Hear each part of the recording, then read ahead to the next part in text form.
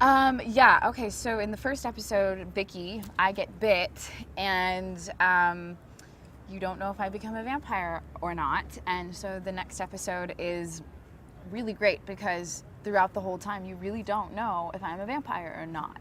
And I was reading the episode going, am I a vampire or not? I don't know. And I'm not allowed to tell you guys what happens, but we'll just say Vicki is such a wonderful character because she stirs up trouble, and that's all I can say. I wish I could tell you more, but I can't. Vicki and Matt are completely opposite.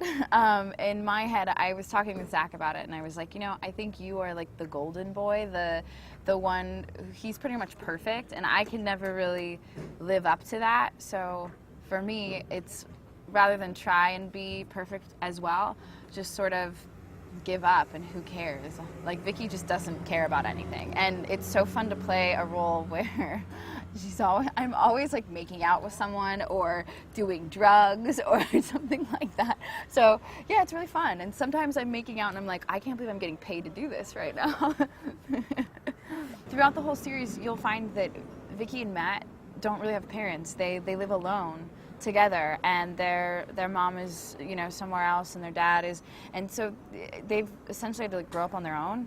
And so really, I think Vicki just tries to find love, and she finds that through sex and other things like that. And life is hard for her. Like, she is in high school and also has to have a job at the same time. I'm the only one that works at the Mystic Grill. I'm the only one that has a job while I go to school, and I'm sure that we don't have a lot of money, so it's a tough life. So it's not necessarily the most fun person that, and I think that I just kind of find happiness through sex, which is really sad, and it's the only way that Vicki feels loved, and that's why she keeps going back to Tyler, because he treats her like crap, but in the end he has a lot of money and he has everything. So ultimately, I think she's trying to find happiness, and she thinks she'll find it through that, which is stupid.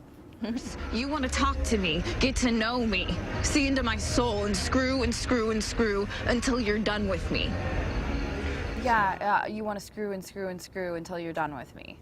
Yeah, that line is really, really impactful. I know when I read the script in the very beginning, I thought it was so good, and I thought, of all the characters, I really want to play Vicki. And I called my agents and I said, I want to play Vicki. Get me in for Vicki.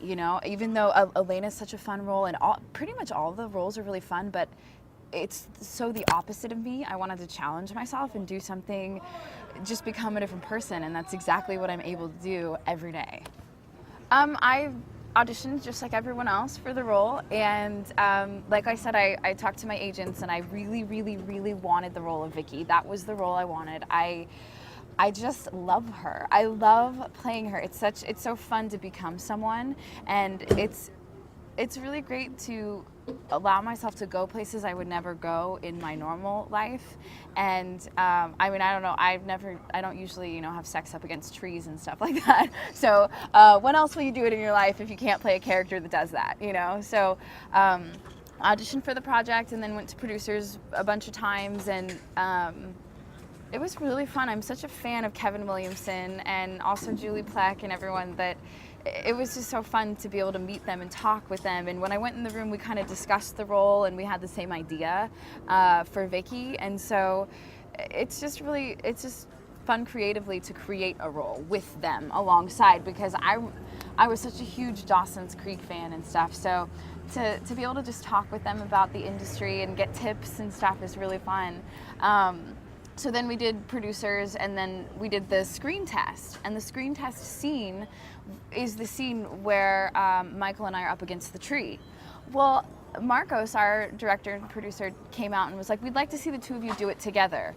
Well, in that scene, we're like totally going at it, and we're like, oh, okay. And so literally, like, after we had done the scene, we were like, oh, I'm sorry, what's your name? And it was like, hi, I'm nice to meet you. And it was so funny. So luckily we got the part, and it was great. But that's just what's so weird about our job is you literally may not know anything about the person, but then you're making out with them, and it's just interesting. It's fun.